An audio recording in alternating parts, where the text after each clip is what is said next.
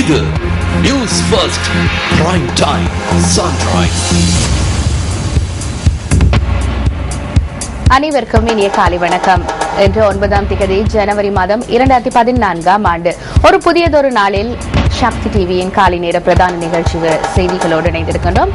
முதலில் தலைப்புச் செய்திகள்.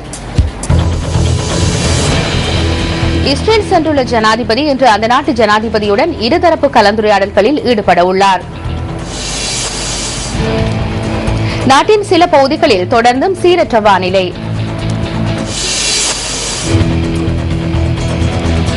இந்தியாவின் பீகார் மாநிலத்தில் அனைத்து இந்திய மாணவர் கழக மாணவர்களுக்கும் போலீசாருக்கும் இடையே மோதல். இஸ்ரேல் சென்றுள்ள ஜனாதிபதி மஹிந்த ராஜபக்ஷ இன்று அந்த நாட்டு ஜனாதிபதி சிமோன் பெரஸுடன் இருதரப்பு கலந்துரையாடல்களில் ஈடுபட உள்ளார்.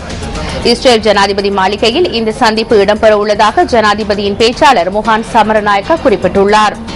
இஸ்ரேலுக்கு விஜயம் மேற்கொண்டுள்ள ஜனாதிபதி நேற்றைய தினம் ஜெருசலேமை சென்றடைந்திருந்தார். இஸ்ரேல் பிரதமர் பெஞ்சமின் நெத்தன்யாகுவை ஜெருசலமில் உள்ள பிரதமர் இல்லத்தில் சந்தித்த ஜனாதிபதி இருதரப்பு பேச்சுவார்த்தைகளிலும் ஈடுபட்டுள்ளார். இதன்போது விவசாயம், தகவல் தொழில்நுட்பம், நீர் முகாமைத்துவம், வர்த்தகம் மற்றும் தொழில் வாய்ப்புகள் தொடர்பில் அதிக கவனம் செலுத்தப்பட்டதாக ஜனாதிபதியின் ஊடகப் பிரிவு தெரிவிக்கின்றது. இந்த விஜயத்தின் போது ஜனாதிபதி ஜோர்டான் மற்றும் பலஸ்தீன் ஆகிய நாடுகளுக்கும் சென்றிருந்தார். மத்திய கிழக்கு நாடுகளுக்கான ஜனாதிபதியின் 6 நாள் உத்தியோகபூர்வ விஜயம் இன்று நிறைவடைய உள்ளமை குறிப்பிடத்தக்கது.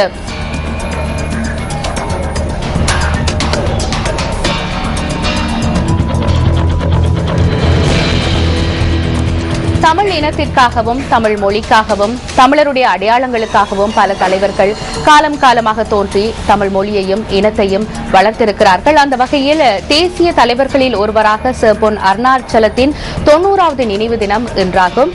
இதனை முன்னிட்டு நடைபெறவுள்ள நிகழ்வு தொடர்பான தகவல்களை தருகிறார் அகில இலங்கை இந்து மாமன்றத்தின் தலைவர் கந்தையா நீலகண்டன். இந்த நாட்டின் தேசிய வீரர் என்று போற்றப்படுகின்ற ஒரு மகான் பொன் அருணாச்சலத்தின் 90வது மறைவு தினம் இன்று. அதையொட்டி ஜனாதிபதி தலைமையக செயலகத்திலே இருக்கின்ற சிலைக்கு வடகொழும்பு இந்து பரிபாலன சங்க ஆதரவிலே மாலை அணிவிக்கப்பட்டு பொன் அருணாச்சலம் அறநிதியம் நடத்துகின்ற நினைவு விழா தேயிலை சபை மண்டபத்தில் நடக்க இருக்கின்றது. அந்த நிகழ்விலே அமைச்சர் வாசுதேவ நாணயக்கார் அவர்கள் மற்றும் திரு கைலாச பிள்ளை போன்றவர்கள் கலந்து கொள்வதுடன் தெலனியா உபவேந்தர் திரு சரத் அமுனுகமா அவர்கள் நினைவு பேருரை ஆற்றவும் இருக்கிறார்கள். இந்த நாட்டு வரலாற்றிலே ஒரு முக்கியமான தினம். இந்த நாட்டிலே எல்லோராலும் போற்றப்பட்ட ஒரு தமிழ் பெருமகன் பொன் அருணாச்சலம் அவர்களின் நினைவு தினம் என்று. அவர் மறைந்து 90 ஆண்டுகள் சென்றாவிட்டாலும் கூட அவர் செய்த அளப்பரிய பணிகளை இந்த நாட்டு மக்கள் என்றும் மறக்க முடியாது.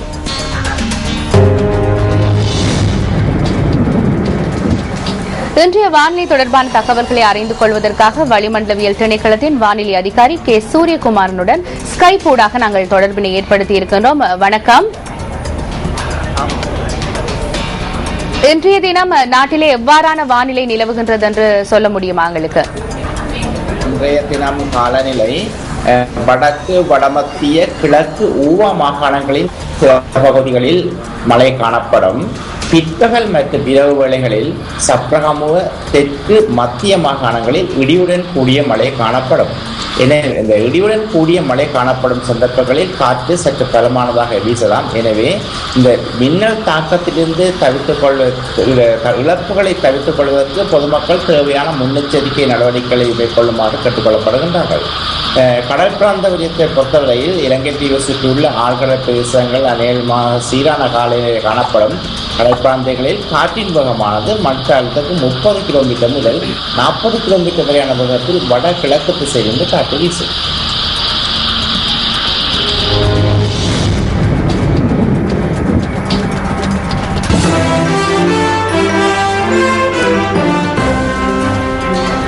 நாட்டில் ஏற்பட்ட தாளமுகம் காரணமாக முல்லைத்தீவு மாவட்டம் அதிகளவில் பாதிப்படைந்திருக்கிறது.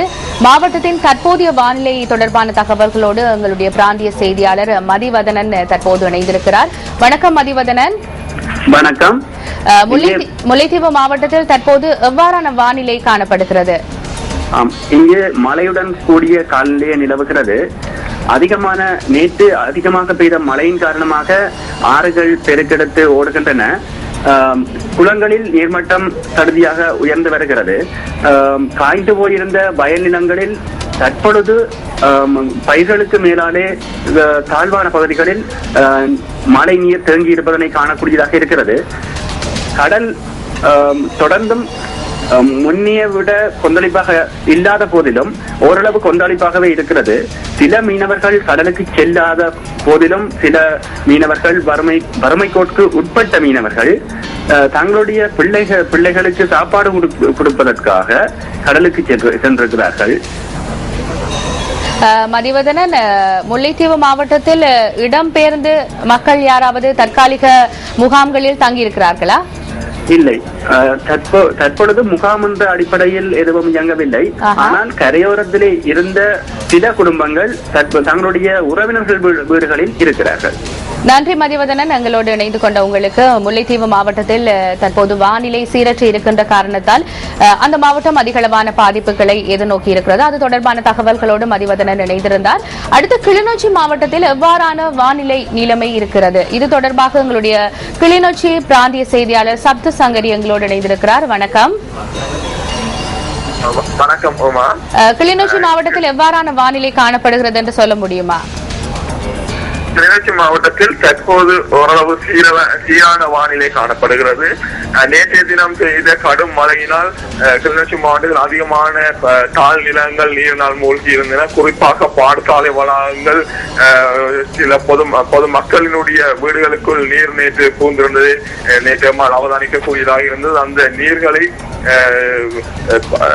மக்கள் அகற்றிக் கொண்டிருந்ததை எம்மால் அவதானிக்கக்கூடியதாக இருந்தது. தற்பொழுது நீர் மெதுமெதுமாக குளங்களை நோக்கி வடிந்து செல்வதை எங்களால் அவதானிக்கக்கூடியதாக இருக்கின்றது. கிளிநொச்சி மாவட்டத்தில் இருக்கின்ற அனைத்து நீர்நிலைகளும் தற்பொழுது ஓரளவு நீரினால் நிறைந்து காணப்படுவதை அவதானிக்கக்கூடியதாக இருந்தது. கிளிநொச்சி மாவட்டம் தொடர்பான தகவல்களோடு இணைந்து கொண்ட வானிலை தொடர்பான தகவல்களோடு இணைந்து கொண்ட சப்த சங்கரி, உங்களுக்கு நன்றி எங்களோடு இணைந்து கொண்டமைக்கு.